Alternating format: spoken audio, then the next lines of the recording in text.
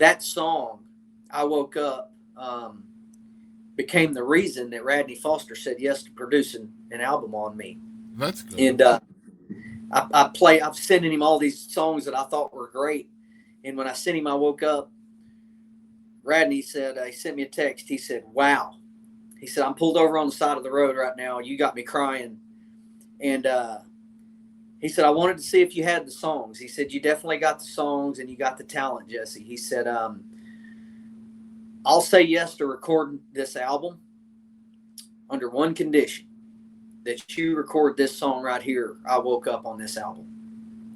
And I was so much like, "No, man, I don't want to record that song. It's so vulnerable." Oh man, it just shows a vulnerable side of me." And I was like, "Man, I can't have my kids listening to that." And he goes, "Dude, that's your story." And not just that, but you got to play it all the time, right? Like, if it resonates with people like it should, you're going to have to play it every show.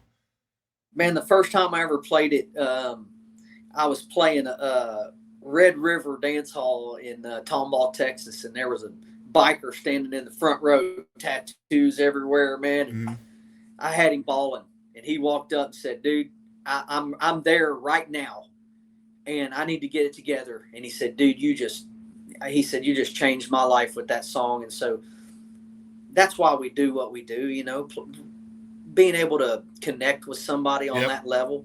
And whether it's tears or it's laughter or it's love, I want to make you feel something. And, well, it's flattering to know people are listening too, right? Like, it's got to be.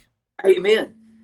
Seeing people sing our songs in North Carolina, in Grand Rapids, Michigan, to have people singing your dang songs in the front row, you're like, man, this is crazy to me. Honestly, I still can't believe it, and I feel blessed. And I'm just very humbled by all of it. Let me ask you this, Jesse, because you just took us on kind of a tour of all the rooms you've been in, right? Whether it's arenas and stadiums and the writing round rooms with Scott and all these massive writers that you look up to, and you know the situation you're in. The studio with Radney Foster, like all these places that you find yourself in.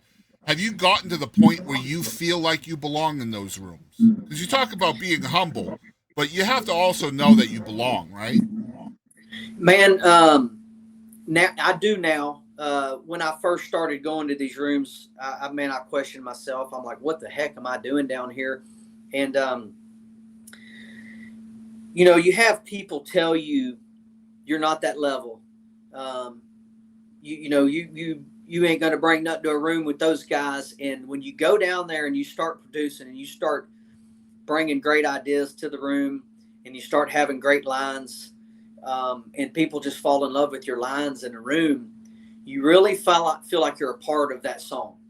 And the more I've done it and the more I've learned to do the dance, I have never felt more like I deserve to be in those rooms than I do now. I know now what I bring to the room. I know what I bring to the table. I'm not scared to get at any table and getting around with any songwriter there is. I feel like I bring good ideas and I search for the best lines. I really feel like the writers that I'm writing with, they don't settle for lines. We're not there to write B songs. We're there to write A songs. And I really feel like we're doing that. But, man, I don't know if I ever felt like I really had a purpose until now. Now that I know what I'm here to do, man, I feel like I'm right where I'm supposed to be. And you're 20 plus years in this business now, and it took that long. Man, I don't remember who wrote that song. It was Overnight Success or something. It may have been Zane. But people talk about, man, it's a long, hard road. It is a long, hard road. Absolutely. And songs don't pay what they used to pay. And, the money's not there anymore. Like, people talk about, not everybody hits it like a Morgan Wallen, right? So you really have to have a love for what we're doing. And it's obviously not for the money, or I'd have quit a long time ago. I love country music, and I feel like this is right where I'm supposed to be. There's certain songs that I'm supposed to write. And, you know, that's one of the things I love about Scott, man. He has this thing about him that he just knows which hook is supposed to go in which room, which day, with which writer. And, man, we've written some great songs because of his compass for that.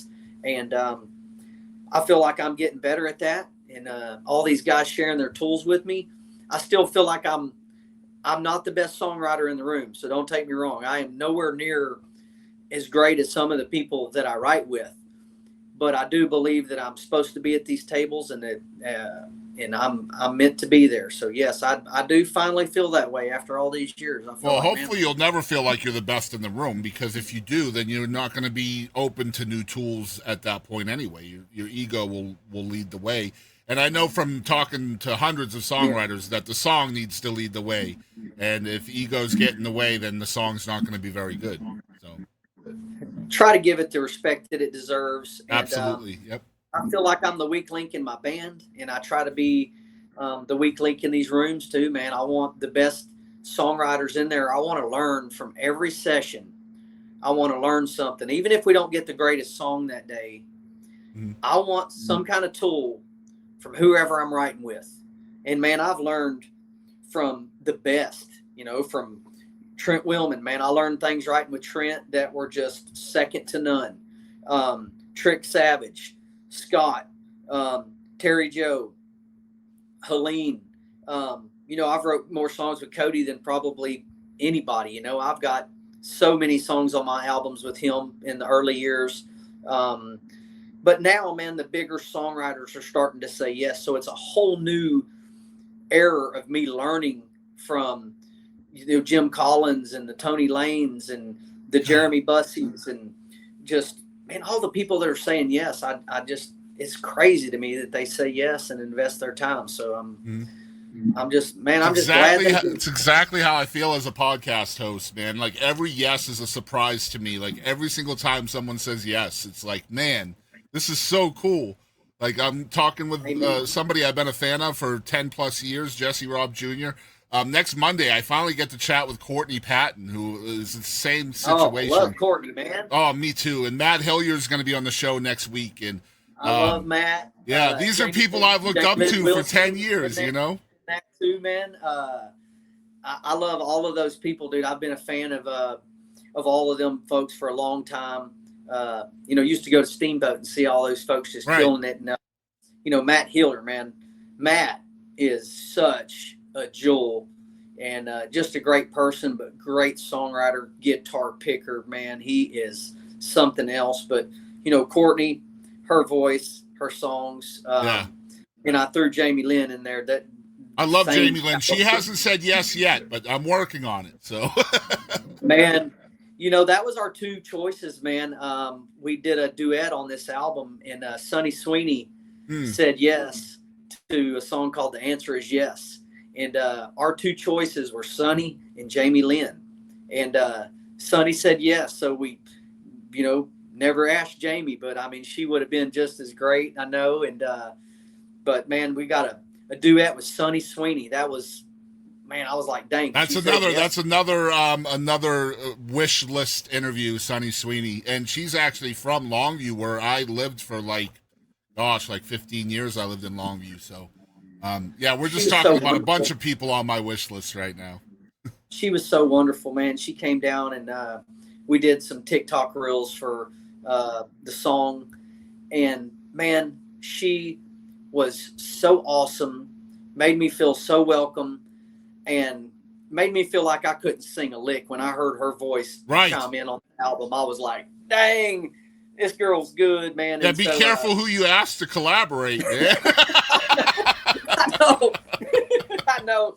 And she's way prettier than I am. So, man, but it was so awesome that she did say yes. And, you know, I just threw that name out there to Radney. I was like, man, he goes, I think we're writing a duet. And I was like, oh, man, Sunny Sweeney. And he goes, man, really? You'd want Sunny? I'm like, yeah, absolutely. And he goes, man, I was thinking Jamie Lynn Wilson. I said, either one. He goes, well, I'll ask Sunny first. And, man, Sunny heard the track. It was a song that Radney and Scott and I wrote. And I just pretty much dreamt the song the night before. I had been throwing this idea around Nashville for 4 or 5 years and nobody ever bit. And I got there that morning and I had been dreaming this song the night before. And I had told Radney, I wrote with Radney the day before, and I told him, I said, hey, if you don't have any ideas for tomorrow, I got this idea called The Answer Is Yes. And he said, what's the setup? And I said, I don't know yet, but it's going to be a good idea and a good song if we can write it. And so Scott walked in the room that morning and he goes, hey, what about that song you've been pitching? The Answer Is Yes. And that's that deal I'm talking about with Scott. He just knows which song, you know. Yep. And so I said, man, I dreamed about this song last night. I said, I think it's all these pictures of this guy saying, would I do this? Would I do that? Would I do this? And the answer is yes. The answer is yes every time. And Rad picked up a guitar and he goes, would I lasso the moon just like that old movie? Hold on to your secrets if you gave them to me. Get down on my knees and confess. The answer is yes. Wow. And we were off to number one, a waltz, man. Wow. How many waltzes do you hear on stuff anymore? No, not many. Yeah. Right.